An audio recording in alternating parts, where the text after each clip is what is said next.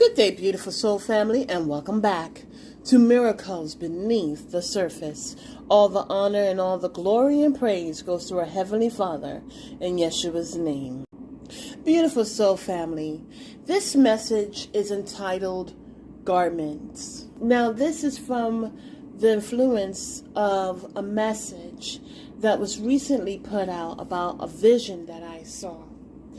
And by the means of the Holy Spirit, I'm going to expound on a portion of it that was mentioned.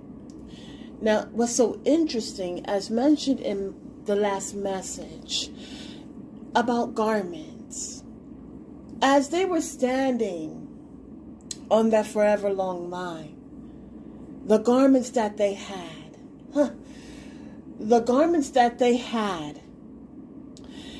it wasn't just about the labels, and this is why I'm doing this message, because it's about going deeper in that inference. So it's not just about the name labels that they were wearing, that they had invested their time into. They invested their money into that. But it's also on a spiritual plane. It's also on an emotional plane, meaning, so there are so many things that we do in our life,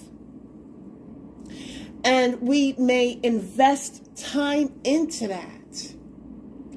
We're putting our all in one basket because we're expecting a good return. Whether that return is of the garments of where we're looking good, and then someone else will think that we look good. And it's not just about looking good, but it's about having a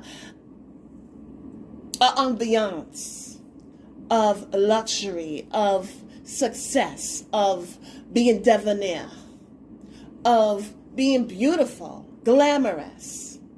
Okay? And so it's about how you want to look in the eyes of others. And see, that's where the problem is. Because we're edging out God. That is ego. Edging out God. Living our life in the means of pride. But as they're on the line, they're not thinking about the clothes that they're wearing. Another thing to look at in terms of garment, as brought out in Genesis, it speaks about how Adam and Eve, they were so shameful in what they did that they were trying to cover up their nakedness.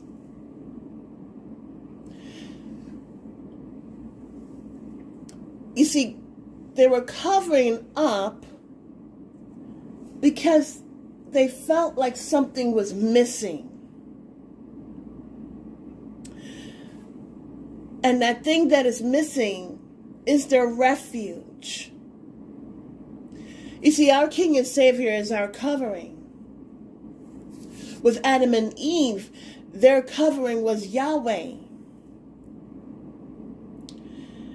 And when they fell out, when they shifted out of their righteousness, when they fell from dominion, by listening to the utterance of a serpent who was used by Satan instead of their Heavenly Father. You see, what's so interesting, beautiful soul family, is that our Heavenly Father did not hold back any wisdom. You see, He told Adam, "Thou shalt not eat of the tree of good and evil," because why? You're going to die. So, in my opinion, I don't believe that is holding back any knowledge or wisdom. He's letting them know what's going to happen for them. In reference to you, you're going to die. We can't eat of any shrimp. I believe this is in Leviticus, where it talks about the things that we shouldn't eat. But our Heavenly Father who created us, He knows. He knows what we could put in our body, what's going to help us and what's not going to help us. And when we put the things in our body that doesn't help us, but tears away. Now, see what's so interesting, just a sidebar, is that when we're looking at the different foods out there and they have chemicals, they got so many different metal traces. And we're looking at the sky and how they're polluting it, the water and how it has fluoride in it. These are things that are utilized to keep a person sick. And our Heavenly Father, He didn't create for us to be sick. He created us to live, to have legacy, to have dominion. So, back to the covering. When they were disobedient, when they listened to the voice of the serpent, they were no longer in their refuge.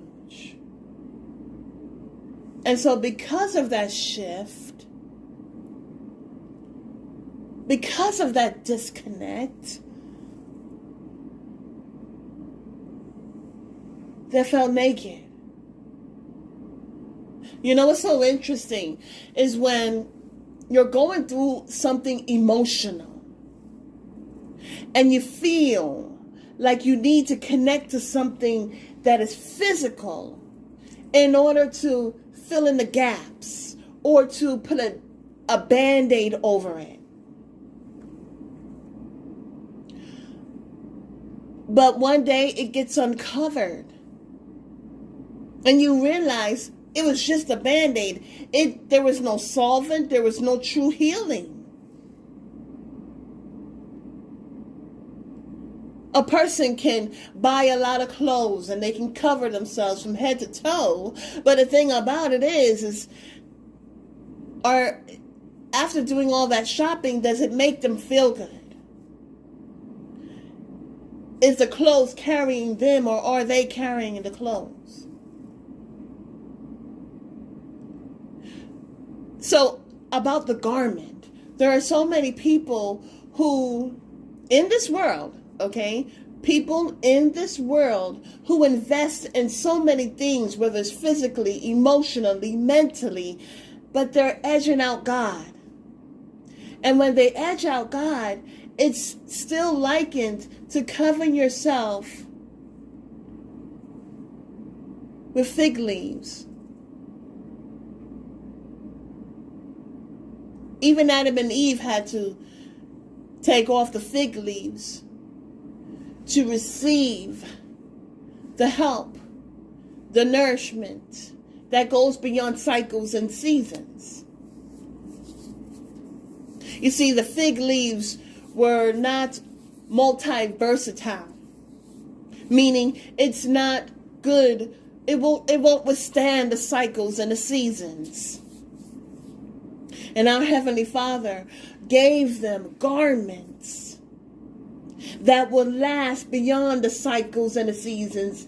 As I mentioned before in prior messages, the garment was well sought after from Nimrod. And matter of fact, because he had those garments, even though he didn't respect God Almighty, because he married his mom, he still respected the very thing that God created. You see, that's the very energy of this world. They worship the things that God creates, but they don't seem to understand to worship the Creator himself. So it's back to the garment. Now we're taken to a spiritual level. Well, the garment that they're wearing is not multi-purpose. It doesn't meet the different changes. Shame, disappointment, anguish, stress, sadness, jealousy, envy. Those can all be seen as garments. And in this world, Satan, as he did with Adam and Eve, they had the garment of shame. They felt naked. They felt exposed. That was them believing in that lie. But our Heavenly Father said, who told you? Based on their dialogue, it was different. So God Almighty knew something is different. Well, he knew, of course, but it was domino affecting all through their life. How they were seeing themselves, how they were speaking about themselves. So it was affecting how they were seeing, and it was affecting how they were speaking. And so they hid themselves. And that's what Satan wants. He wants for you to be covered in a garment of shame and disappointment. He doesn't want for people to be empowered, to respect themselves and respect and love others.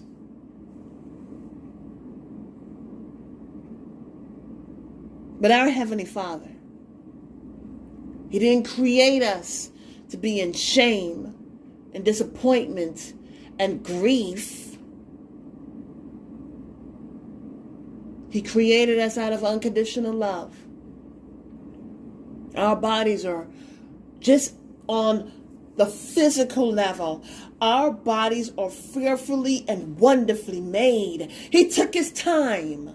He spoke everything into existence, but when it came to us, He formed us. He created us in His image and His likeness. This is something that we are not to take lightly.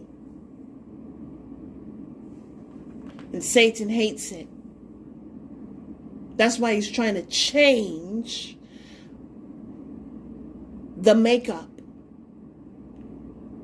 We're created in His image and His likeness. And Satan is so busy trying to change that from the inside out, bringing forth a disconnect. Trying to, quote unquote, repair or bring forth an editing that is in our DNA. Trying to bring forth confusion. I spoke about it, I would say years ago, when the Holy Spirit was giving me information about the mRNA and the tRNA codes being sent throughout the body and then decoding it. It's truly interesting. The garment that they're wearing, the ones that are towards the back that are in the dark, that spent so much time so that they can look in such a way. But the thing about it is that's the garment that they're stuck with. The garment that's not going to last the different cycles and torments that they're going to be going through in the midst of hell.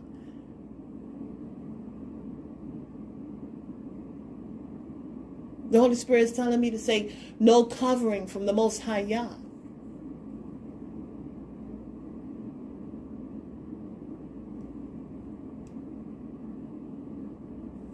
But the children of God,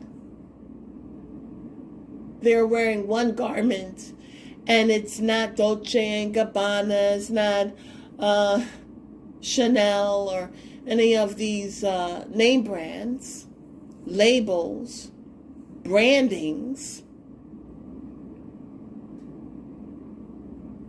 It's the one white garment. And even the one white garment is not nearly as beautiful as the light that is within. Though it is very important, do not get me wrong, it is the love that exudes. See, we're created in His image and His likeness. We're created to reflect His image and His likeness. Hallelujah. You know, it's so interesting. Upon me saying that, all the honor and all the glory and praise goes to our Heavenly Father in Yeshua's name, is that the moon is a lesser light, but it's there to reflect the light of the sun. And the sun is created by our Heavenly Father, but light itself was created before the sun and the moon. What's so beautiful is that the moon is representation of something that's a mystery. But it needs the sun to reflect light. Even though it's reflecting light, it will not reflect the light as the sun does. As we are created to reflect his image and his likeness, our King and Savior, hallelujah, we are reflecting him as he is set the example that his Father taught him. In the New Testament, Yeshua tells his disciples and other people who are listening that as you hear it from me, understand that my Father taught me the things that I am speaking to you about, paraphrasing, but pretty much.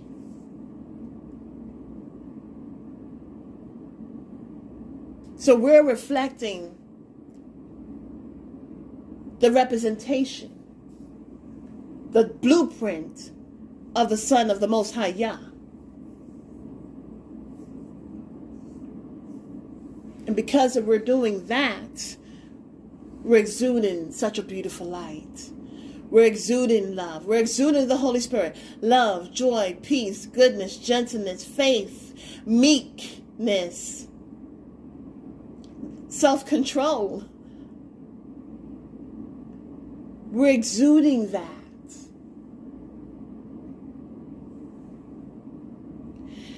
As we are here, we are learning so much. But because of what we do in this lifetime, it allows us to be able to appreciate the garment that we receive. The garment that has no branding on it, that is of the world. It's only of our Heavenly Father. Hallelujah. Beautiful soul family, may this message reach your heart. Have a beautiful and wonderful day.